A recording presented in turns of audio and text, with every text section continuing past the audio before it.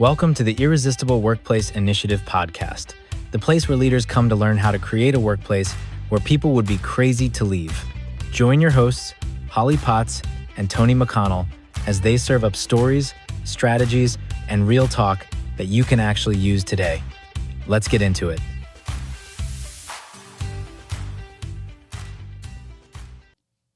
All right. Welcome to the Irresistible Workplace Initiative podcast. My name is Holley Potts, and I'm hosting this show, I suppose, with my co-host over here, Tony McConnell. Hey, how are you? Welcome, Tony. Good morning, Holley. So I thought maybe we would just start with, we are kind of thinking through out loud what we're actually doing here. And we talked about calling this the Pizza Party.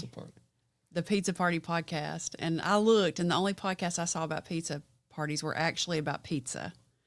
But why were we going to call it something different? Well, it's kind of a play on words. So for centuries now, for decades, companies have used a pizza party as a way to enhance their culture. Well, and I say enhance loosely, but that was, most companies' idea of cultural involvement. It was a pizza party. So we're like, hey, and we had this idea of coming in and having pizza boxes set up everywhere and just me coming in going, what is this? And slapping them in the floor, just going, this is not how you fix a culture. But I think we'll just stick with the Irresistible Workplace Initiative because, we're here to try to create a culture that people be crazy to leave. And I think, which I will say that. Yeah. Pizza party. And then, what came to my mind, ping pong. Pizza party and ping pong. You got a ping pong table in the break room. Oh, yeah. Pizza party. We don't have any of that stuff, but I feel like we do have an irresistible culture for sure. Yep. We'll play a little beer pong if need be. But. That would be different. So, Tony, I guess what I want to do is just go to the very start and talk about, because I'll wear a shirt, Irresistible Workplace Initiative, or even the little logo. People notice it. I see them look at the logo. And they're really drawn to the name. So when did we even come up with that? Trying to remember.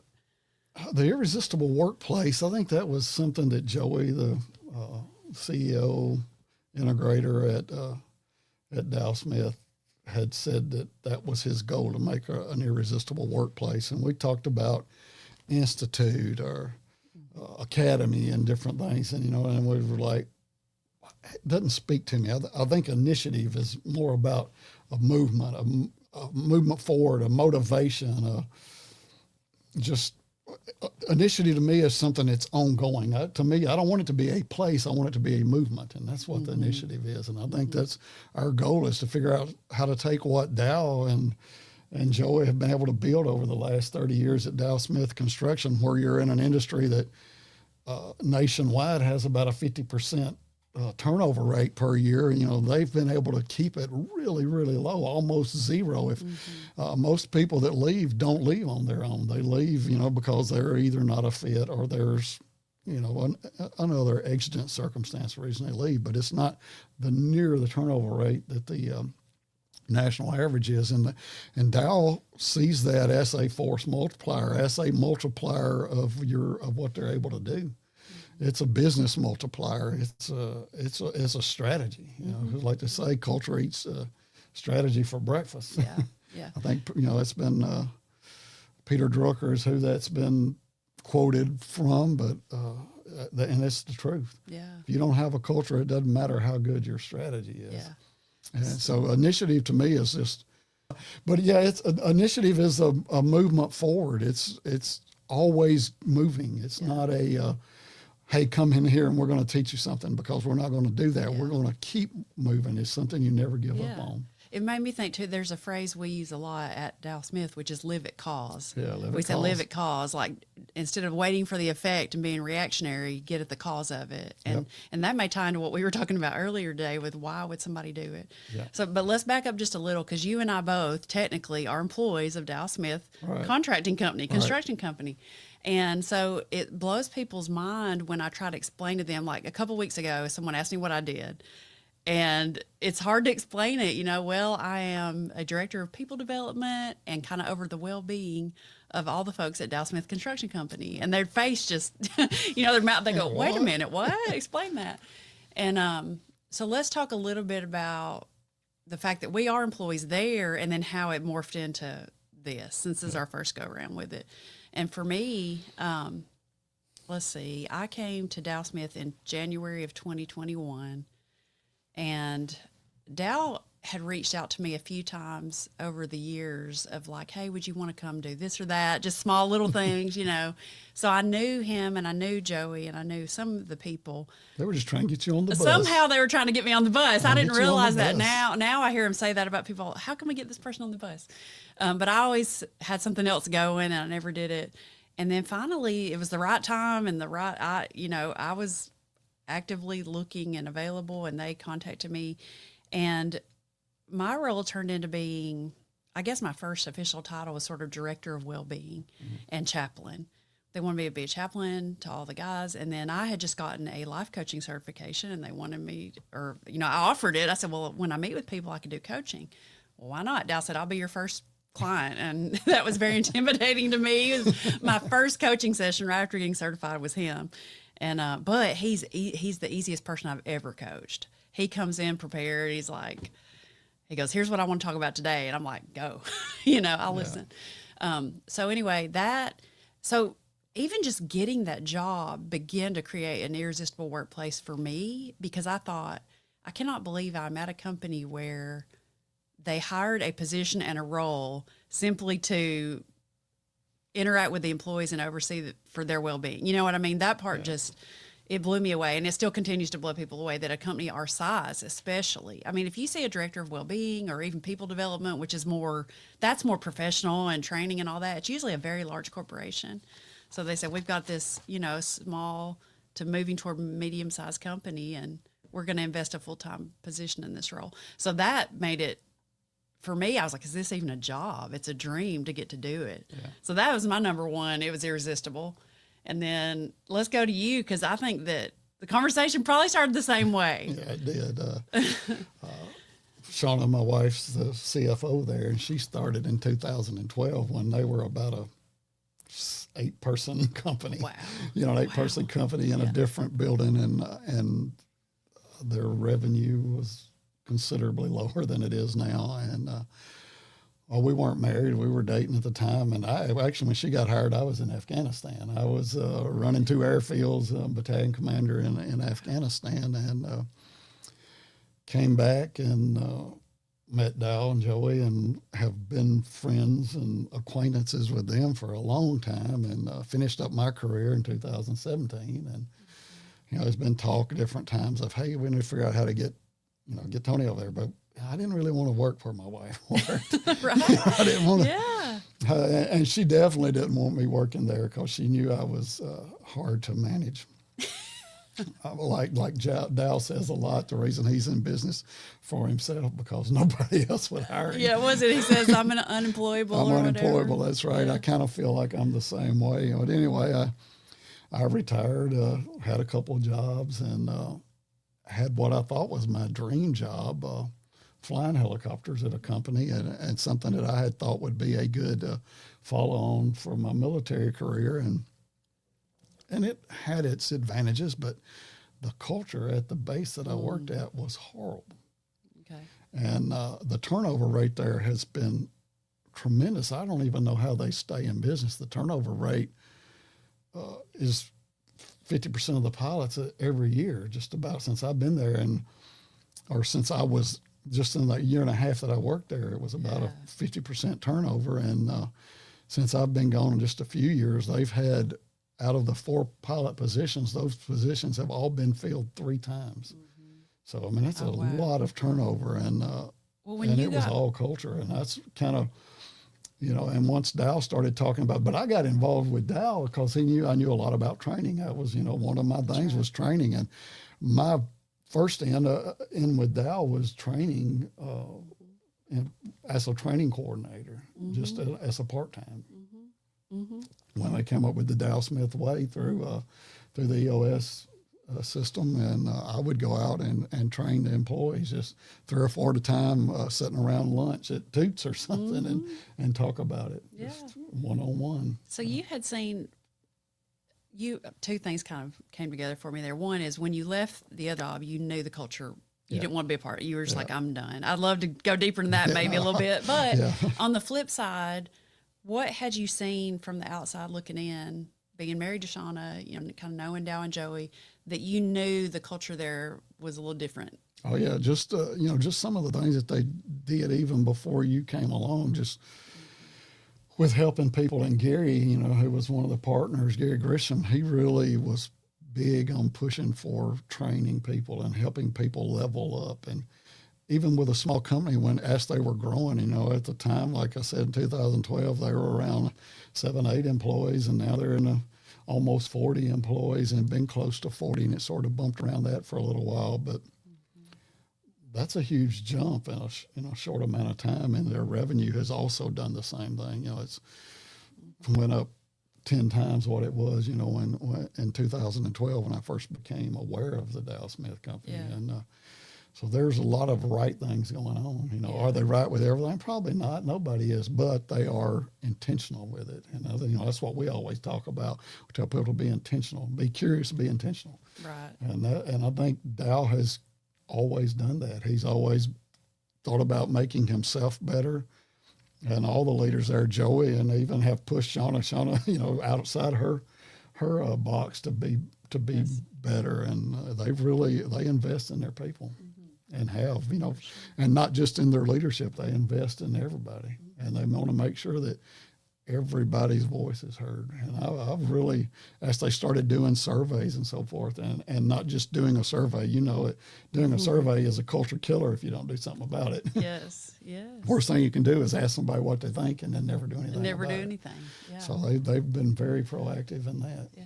Well, I was definitely on the other side of the conversation before you were getting recruited, right? We knew here's Tony, here's the Colonel, I mean, seriously, and all the gifts and experience, and man, way overqualified. You're way overqualified to come to us. Yeah. But being that you were looking at, do I really retire or what I want to do? You had that flexibility, and you've brought what you've brought your experience with you, and it made us better already. And so you've gotten to do a lot of different things, for us. And then I'm trying to think when we made the shift to IWI, the Irresistible Workplace Initiative, it was, how can Tony help us implement this business model, really, which was born out of a vision. And I'll try to say it, help me, correct me if I'm wrong, but the vision was for Dow Smith Company in 10 years' time to impact 1,000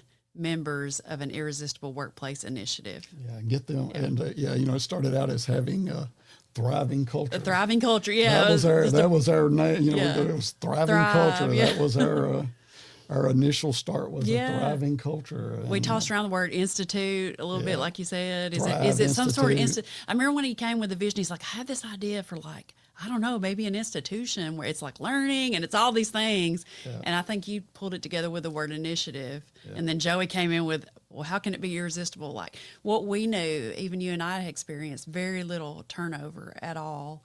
And it's like, how can we help other people, especially if it's happening in the trades and construction? Yeah. If you find a small company that's able to have a healthy culture and hang on to people the way Dow Smith Company has, like that message needs to go beyond, our borders a little bit, but beyond our walls. We sort of use,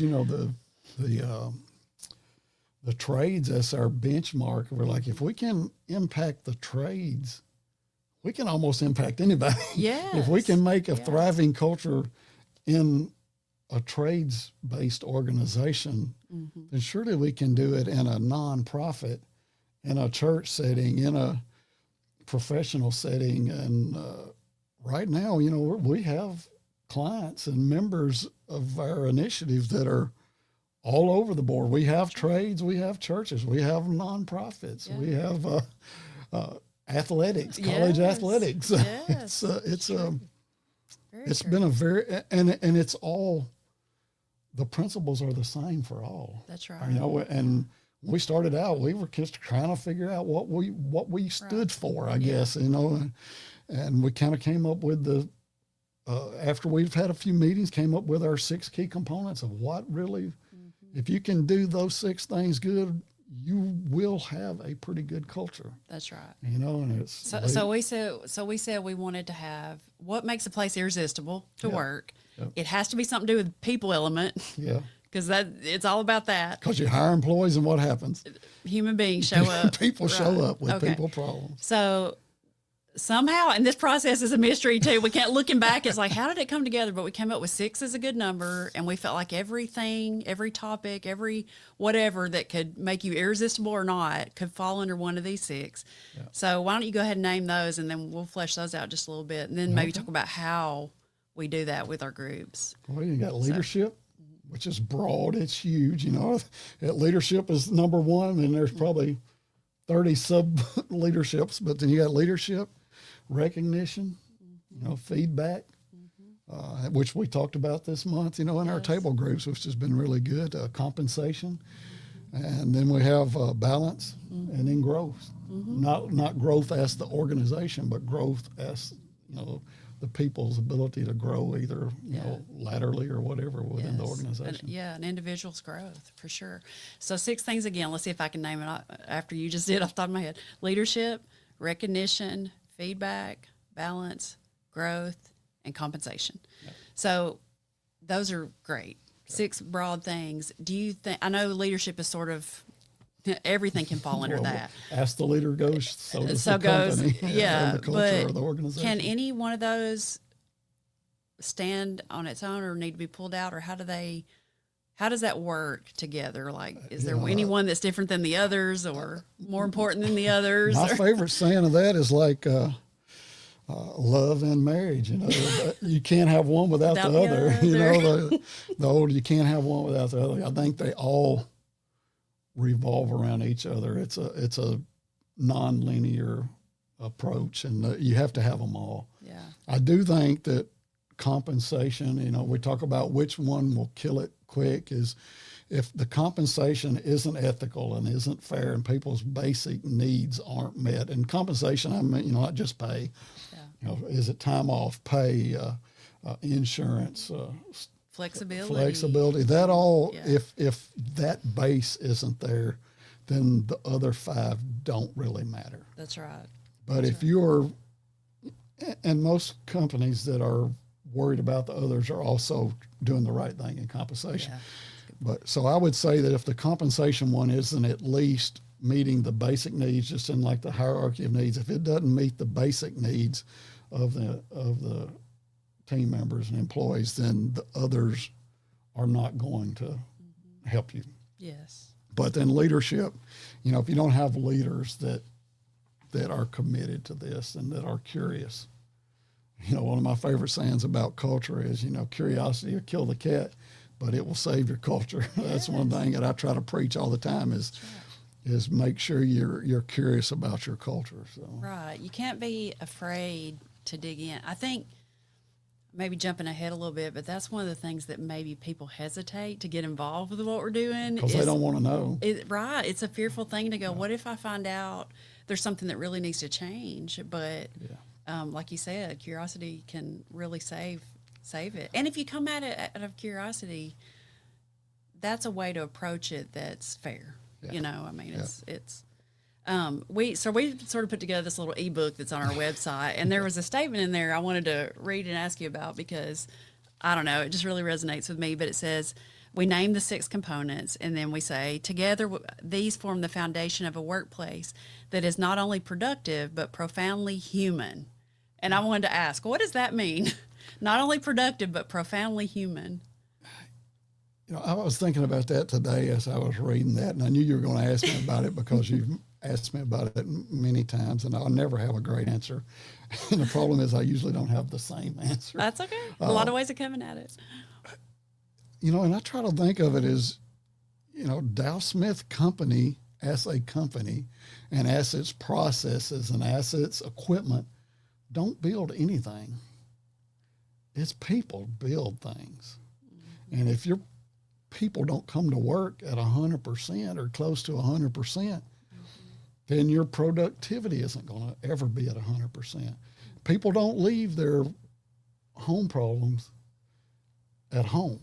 You know, they bring them with them. We all bring them with us. You know, if you and I had problems today, we brought them with us. Right. If we're thinking of things, but then also, people don't leave their work problems at work. Right. You know, to me, compartmentalization is a fallacy. It is hard to compartmentalize your life into a work, you know, and home life. It all works together. Yeah. And the culture is really changing. Integration. Yeah, and the culture is changing to where it's even more so. I think the days of, you know, putting on your tie and going to work and your family not knowing anything about what you're doing is over. Yes. You know, those days are over.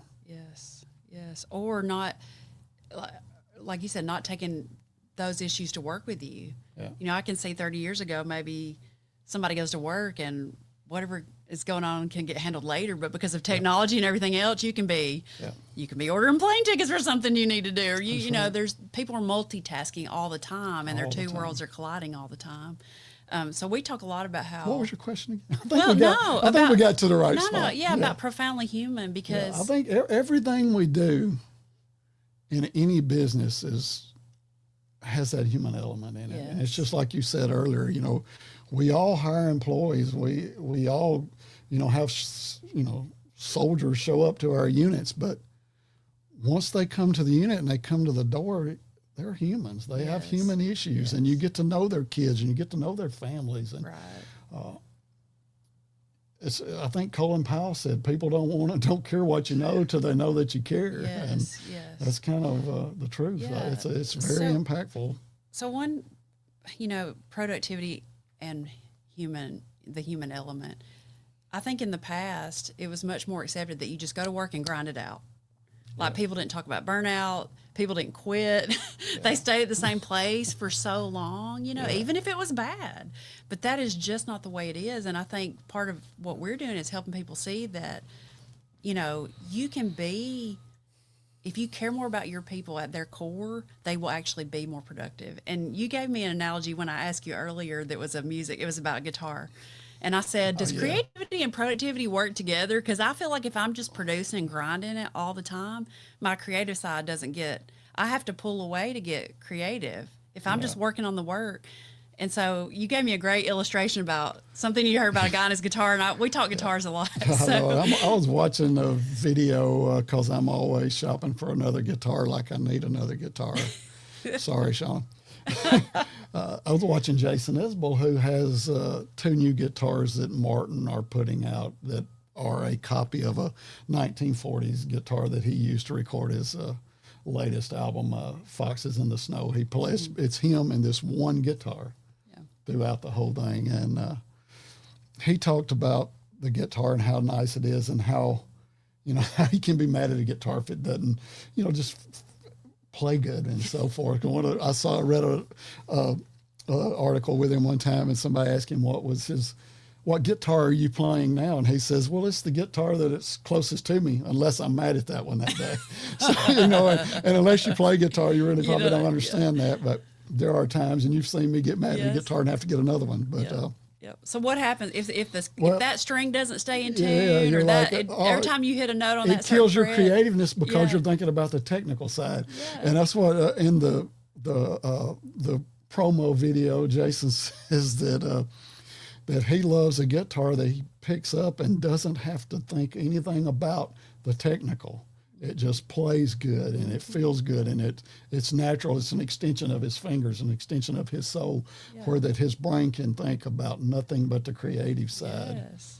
And I think that's a little bit of what, you know, we talk about with a culture. If you've got a culture that's got problems, if you got problems that manifest themselves on the regular, you're never going to be good at what you do to make the money as you could be. Yeah.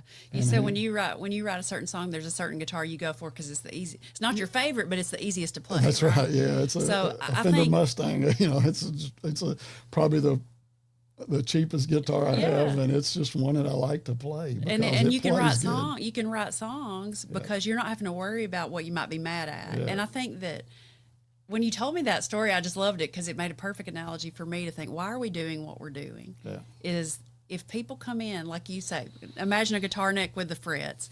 Every fret stands for a portion of a person's life. It's part of a whole, right? Yeah. You can't pull the first fret out of the guitar. It's part of it. And so you can't, people have financial stuff going on.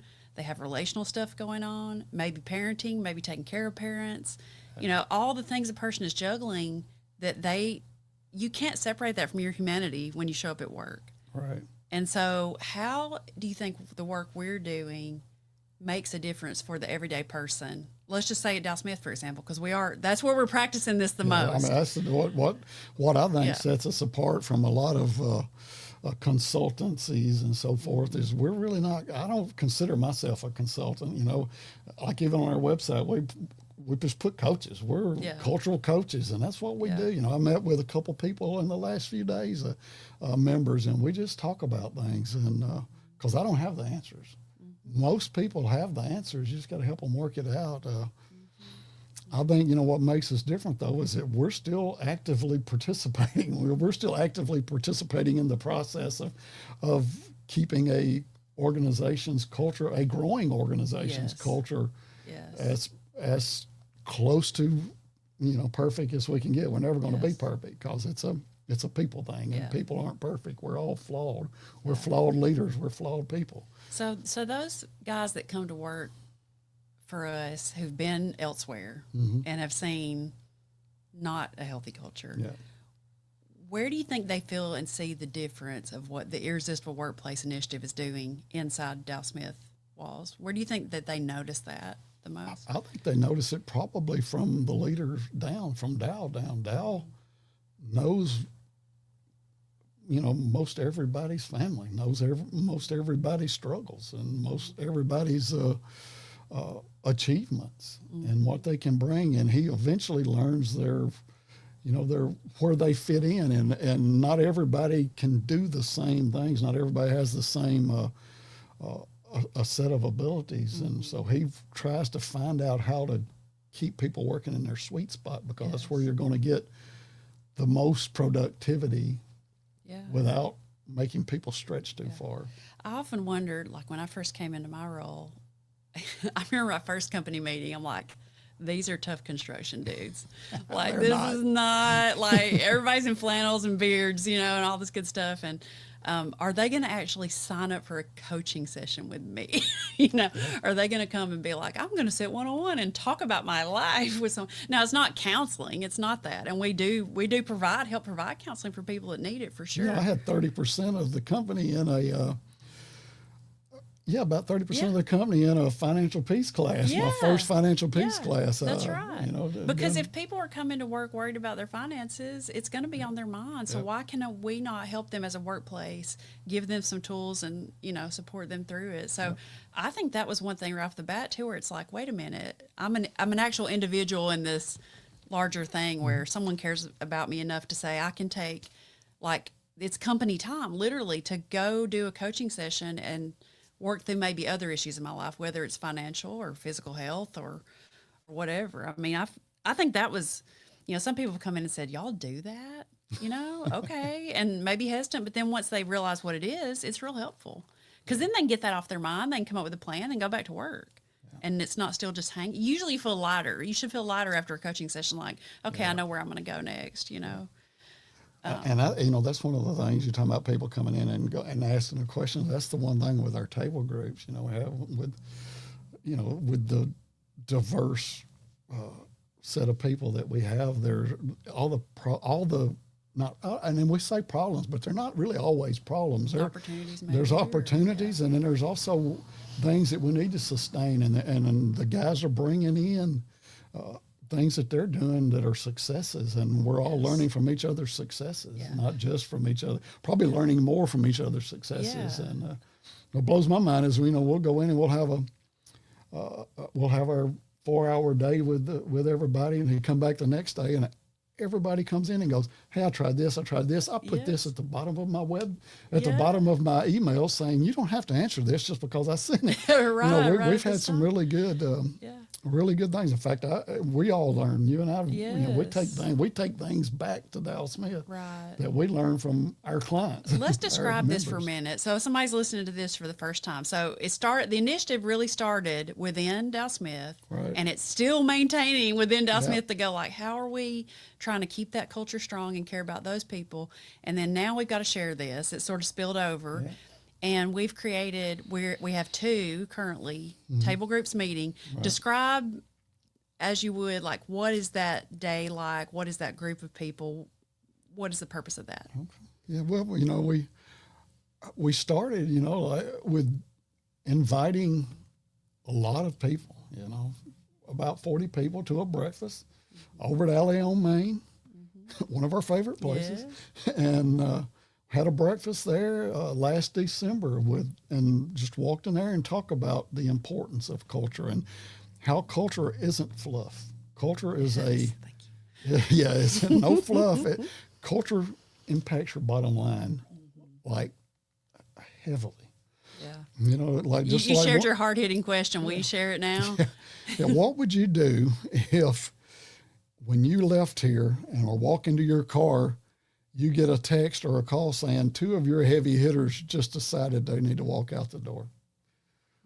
That to me, when somebody asked me that before, I was like, oh man, got to share that. So that's kind of been that's our mantra is, what would you do? What would you do? What would you do to keep those people? Yes. What are you actively doing to keep those people? Right. One of the statistics I read over and over again is that 50% of employees are actively looking for another job. Well, what are you actively doing to keep those people? Yes. That preventative, we talked a little bit about preventative medicine, right? Yeah. Because some people, and I'm jumping ahead a little, but one of the obstacles I think for people is to go, I don't have time to do this. Like, I'm doing the day-to-day, I'm running my business and I'm in it all the time. Yeah. I don't have time to pull away. So the peer group kind of forces that. Yeah. One of the things that you learn as a leader is it's a little lonely at the top. And that's what all the members at our tables have said, they are looking for a place to go and talk to other leaders. Yes. And that's really what it is. The first table when they started, a lot of those guys were really looking. In fact, we got 2 that joined that didn't go to the breakfast that were just looking for a place to go. And then when they found out that it was going to center around the people, that really piqued their interest. And because we don't go in and teach them how to, we don't, to be a good to great company. Right. Or here's a business model. Yeah, business model. And these are the way you should keep your books. And no, we're not doing that. There's EOS, there's Jim Collins and all for that. But we want to sit and talk about the people component. And we're doing it right now. We're doing it all live. We don't do anything virtual. This is the most virtual we've been yet. Yeah. So, and I think that's been a big plus is to have people actually get to sit down and break bread together. We have a lunch and somebody caters it, and we've used several caterers. Holley on Main does cater for us, and we have several. Joe, caters for us some. So it's just a process. If we come in, about 10 o'clock, we all do a check-in, and usually that check-in starts organically with going with Doug or somebody else, Matt, at our table saying, hey, this is what I encountered this month, or this is what I took away from last month that we implemented, and these are the fruits of that. Yes. And that to me is, I don't even know how to describe it, because I know you and I sit there and like punch each other in the leg, hit the table, punch each other in the leg going, hey, that's a good. I remember the first time. So we had several conversations. So just for anybody listening, like once a month, we have a topic and content sort of picked out for the group. And then we also use organic listening and follow where they lead and all that. But it really was the conversation in that table 1 group about recognition. Yeah.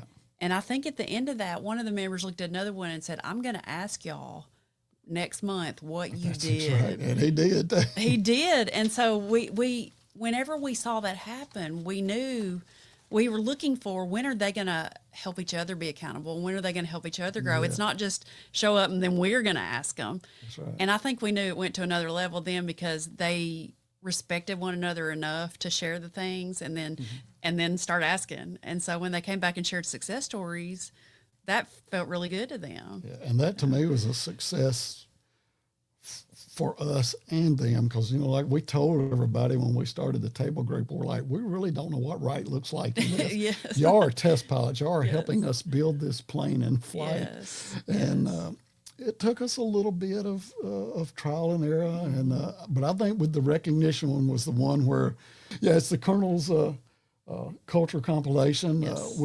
which is a little bit of narrative and then some really good articles. I try to, and I'm always learning. I love to learn. One of my mantras for the last several years has been try to learn something every day. You know, once you stop learning, you stop growing. Once you stop growing, you start dying.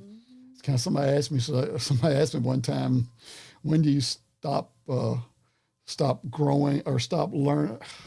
Let's cut this part completely out because I don't want to talk about this because I'm rambling. All right.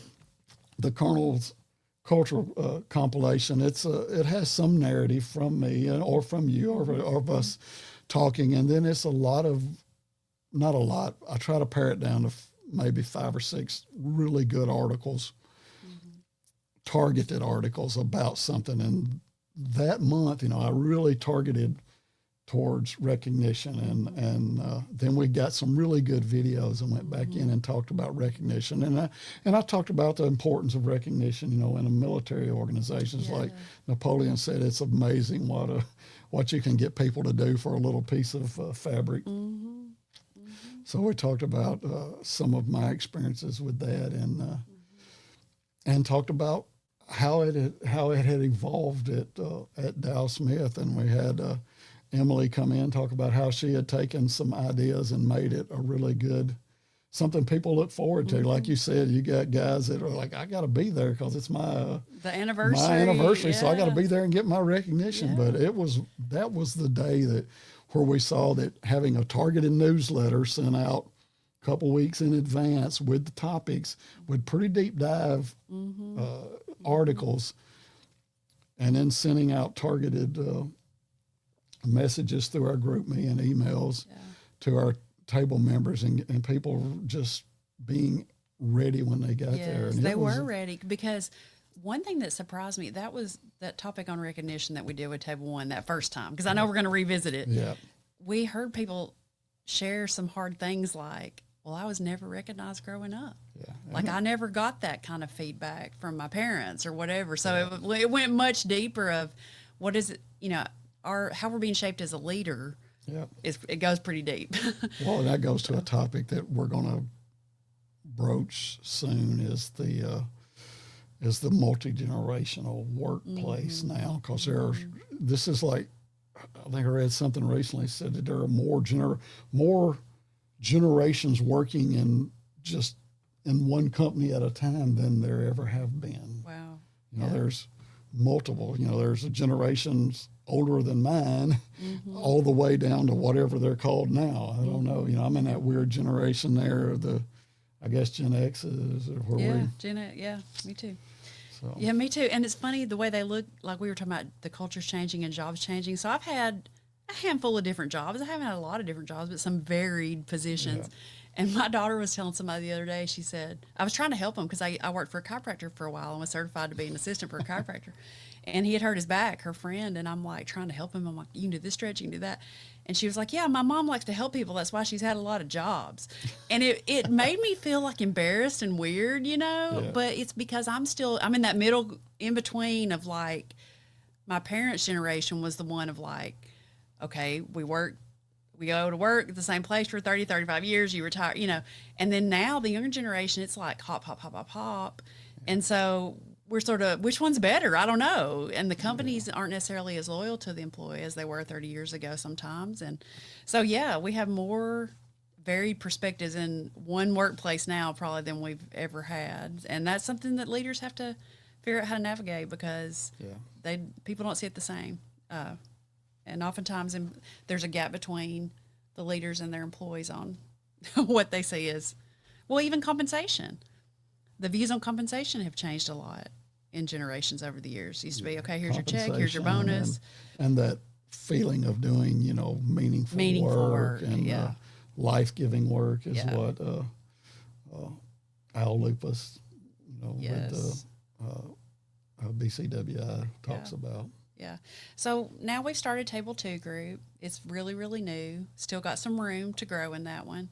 And it's our most diverse, too. oh man, as far diverse as group. Work as workplaces. They plunged right in on day one and came back with stuff they had already changed, on month 2.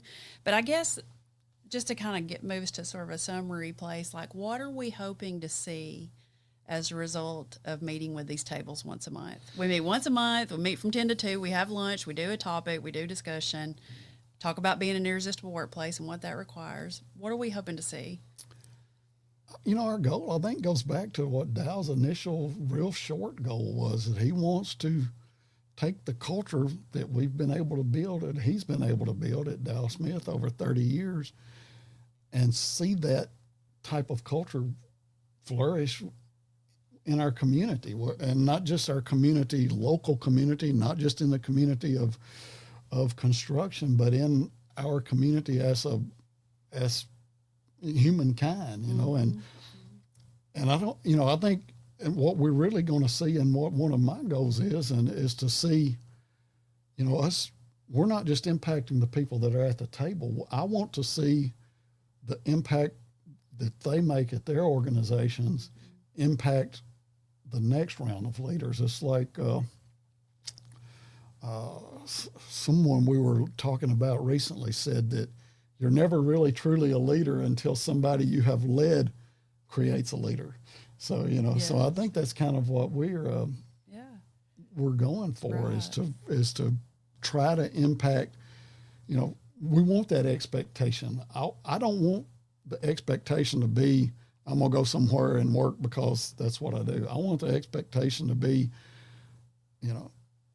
I'm going to go to work there because I want to work there. I want to stay there. I'd be crazy to leave there. Yes. But also I want leaders to have the expectation of, okay, this is what I need to do. This is how I learned. I didn't learn from not getting recognized. I learned from being recognized for doing the right things. Yes. And I got feedback when I was doing the wrong things. I got feedback when I was doing the right things. I was compensated for fairly, or I was ethically compensated, which is, something we really, you and I think is the best conversation for compensation, is ethically compensated. Yes. Yes. And I think it's just, it needs to be a circle. It needs to be like the circle of life. It's like, we want to give now so that the people that are receiving can give later, and it be a flourishing, work being a more integrated part of life. And it's a movement, like you said. It's an initiative. Because I have such a passion, and it's all, to me, born out of gratitude so much, because I love my job. I love where I work. I'd be crazy to leave. Yeah. And if I could share that with more people, but everybody can't come work at a construction company, you know what I mean? Right. But if we have all these other people who say, hey, I want to be a part of that, and we want to create it the same way, then we can send good people to lots of, we can send them to places where we know the culture is trying to do a similar thing, to what we've experienced. So just to kind of wrap this part up, we had, and I won't name the member, but we had somebody share after we talked about balance, about how to be your best at work and lead an organization and lead the people you work with, but also don't forget you have a home life and a family and all these things. And somebody shared something really special with the group about where they had set a boundary and chose to do something they needed to do with their family versus something they needed to do with work that day. But the benefit of it and the fruit of it was just worth it. Yeah. And everybody connected to that, and everybody felt the joy. And it's sort of like, to me, the gratitude that I feel and the joy that I feel going to work is something that I wish for everybody, no matter what. And it's like I ask you today, it's freezing cold outside. We got guys out working in the cold. Yeah. How can we know that even though it's hard work, it's tough work, that it's going to be an irresistible place to work for them? And it's all these other things. It's all these other things that make it worth it. So, yeah. What do you think? All right, Tony. That was the first of what I know is going to be many, many more conversations. We talked a lot about theoretically what makes an irresistible workplace, and I just look forward to more conversations like this. I enjoyed it. Yeah. I look forward to to diving into things. Thank you. Yeah. See y'all later. Next time. Alligator. And all like that. Thank you for listening to the Irresistible Workplace Initiative podcast. Be sure to like, share, follow, subscribe, and leave us a 5-star review. We will see you on the next one.